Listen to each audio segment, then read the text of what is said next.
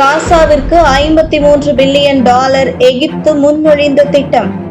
2 கட்டங்களாக 5 ஆண்டுகளில் காசாவை மீண்டும் கட்டி எழுப்ப $53 பில்லியன் திட்டத்தை முன்மொழிந்துள்ள எகிப்து.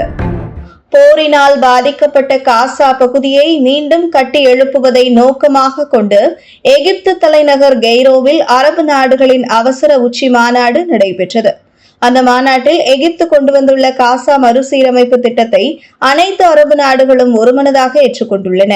5 ஆண்டுகளில் காசாவை மீண்டும் கட்டி எழுப்ப $53 பில்லியன் திட்டத்தை அரபு உச்சி மாநாட்டில் எகிப்து முன்மொழிந்துள்ளது. இந்த திட்டத்தின் அடிப்படையில் காசாவை மீட்டெடுக்க 2 கட்டங்களாக திட்டம் வகுக்கப்பட்டுள்ளது. முதல் கட்டத்தில் கன்னி வெடிகள் மற்றும் வெடிக்காத வெடிமருந்துகளை அகற்றுவதிலும் குப்பைகளை அகற்றுவதிலும் கவனம் செலுத்தப்படும். 15 லட்சம் மக்களுக்கு தற்காலிக வீடுகள் அமைக்கப்படும். பகுதியளவு சேதமடைந்த 60,000 வீடுகள் பழுது பார்க்கப்படும். இந்த கட்டம் 6 மாதங்கள் நீடிக்கும் என்றும் $3 பில்லியன் செலவாகும் என்றும் எதிர்பார்க்கப்படுகிறது. 2ஆம் கட்டம் 2 பகுதிகளாக பிரிக்கப்படும்.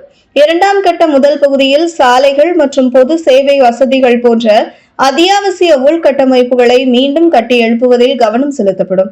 இந்த பகுதியில் $20 பில்லியன் பட்ஜெட்டில் 16 லட்சம் மக்களுக்கு 2 லட்சம் நிரந்தர வீடுகள் கட்டிக் கொடுக்கப்படும் மற்றும் 20,000 ஏக்கர் நிலத்தை மீட்டெடுப்பதும் இதில் அடங்கும். 2ஆம் கட்டம் 2ஆம் பகுதியில் $30 பில்லியன் மதிப்பிடப்பட்ட செலவில் உள்கட்டமைப்பு திட்டங்களை நிறைவு செய்தல், மேலும் 2 லட்சம் வீடுகளை கட்டுதல், தொழில்துறை மண்டலங்கள், ஒரு மீன்பிடி துறைமுகம், ஒரு வணிக துறைமுகம் மற்றும் ஒரு விமான நிலையத்தை நிறுவுதல் போன்றவை திட்டமிடப்பட்டுள்ளது. மொத்தம் $53 பில்லியன் செலவில் 5 ஆண்டுகளில் காசாவை மீண்டும் கட்டியெழுப்பும் திட்டத்தை அரபு உச்சி மாநாட்டில் எகிப்து முன்மொழிந்துள்ளது. மேலும் இந்த உச்சி மாநாட்டில் பாலஸ்தீனியர்களை கட்டாயமாக இடம்பெயரும் அமெரிக்கா மற்றும் இஸ்ரேலின் திட்டத்தை முழுமையாக நிராகரித்துள்ளது. அப்படி ஒரு நடவடிக்கையை மேற்கொண்டால் அது குற்ற நடவடிக்கையாக பார்க்கப்படும் என்றும் தீர்மானிக்கப்பட்டுள்ளது. மேலும் இந்த இடப்பெயர்வு திட்டம் இனப்படுகொலை குற்றத்தின் ஒரு பகுதியாக வகைப்படுத்த முடியுமா என்பதை ஒரு அரபு சட்டக்குழு ஆராயவும் தீர்மானிக்கப்பட்டுள்ளது. இந்த வீடியோவை உங்களுக்கு வழங்குபவர்கள் www.aliaonlinestore.com.